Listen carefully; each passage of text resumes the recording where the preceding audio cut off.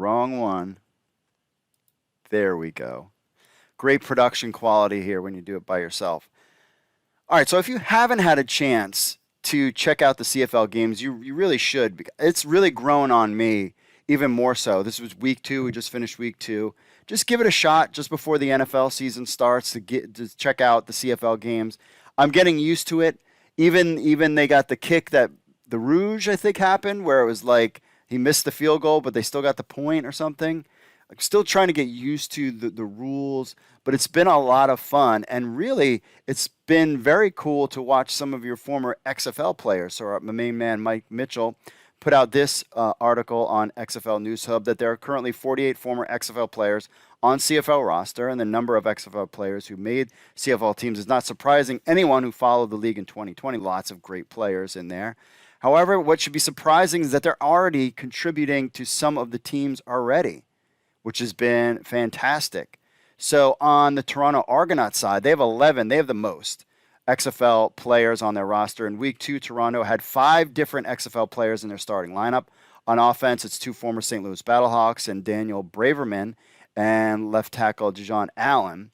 Braverman currently leads Toronto, even though they stunk it up, with 13 receptions for 2 games for only 92 yards. But Braverman is currently tied for second in the CFL in catches.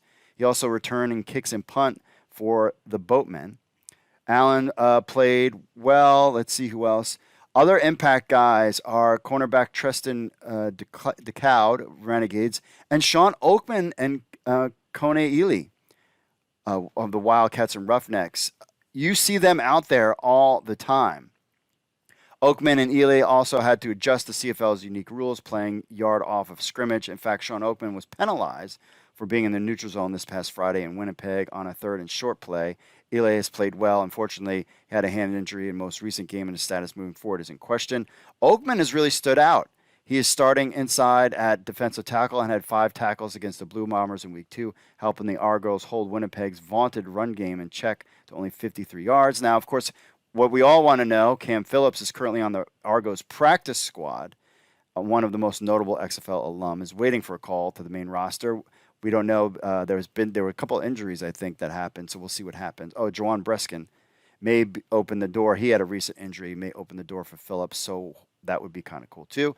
Argonauts have also signed former Dragons running back Trey Williams. Like Phillips, Williams spent July with another CFL team, Calgary, before long. The Texas A&M alum could also find his way to the main roster. And one of the guys, XFL standouts becoming standouts in the CFL champion Blue Bombers, Dietrich Nichols is tearing it up. He has been playing really well in the CFL of late. He's the rookie for the Bombers, and yeah, he was all over the place. It's like that's a guy. So he had 5 tackles, 1 interception, and a fumble recovery. He's been playing really well. I wonder what will happen with the XFL or the NFL if they come a call in for there. Winnipeg also has 4 former XFL players on their rosters, but another player who has emerged and helped the Bombers replace CFL star defensive tackle Drake Nevis is former St. Louis Battlehawks defensive tackle Casey Sales, former Ohio alum. He's had some good games there. BC Lions have got guys on their team. James Butler, we remember him from the Houston Roughnecks. He's played well, right? From James Butler. He's playing all the time. He's out on the field all the time. Oban Guancham is another name. He's made an immediate impact for BC with 6 tackles and 2 sacks in 2 games. The thing with the BC Lions is they're starting, like I wasn't thinking that they were going to be any good. They are looking like maybe one of the teams to beat this year. And it's because of the help of definitely some XFL alums. Guardians have 4 defensive players on CFL rosters. Some on Jarrell Owens on the Stamps.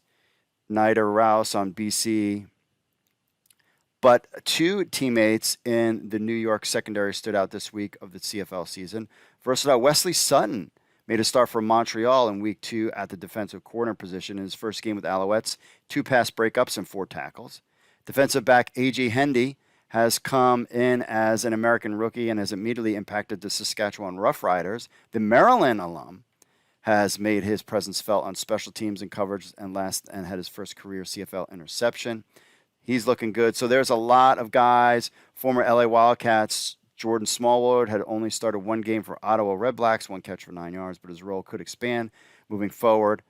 Ottawa has Smallwood in their starting lineup. The red-hot Montreal Alouettes offense didn't need them at the moment, but in the waiting in the wings is running back Cameron Artis-Payne and DC defenders Rashard Ross.